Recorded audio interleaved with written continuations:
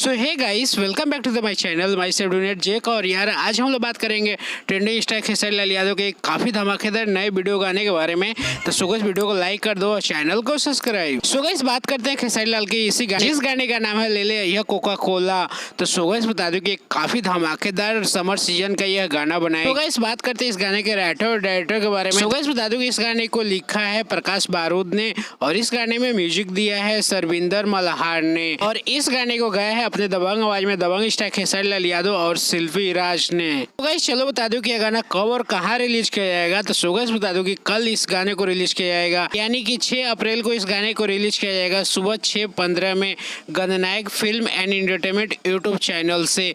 तो so guys Khesari Lal का यह ट्रेंडिंग गाना होने वाला है। तो गाइस बता दूं कि यह गाना एक समर सीजन और चैता वीडियो गाना होने वाला है, जो कि ट्रेंडिंग स्टार खेसारी लाल यादव का यह भी गाना ट्रेंडिंग में जाने का काफी उम्मीद है और बहुत सारे लोग इस गाने का वेट कर रहे हैं। तो सो गाइस आप लोग बताओ कि आप लोग कितने एक्साइटेड हो ट्रेंडिंग स्टार खेसारी लाल का यह चैता वीडियो और समर वीडियो गाने के बारे में।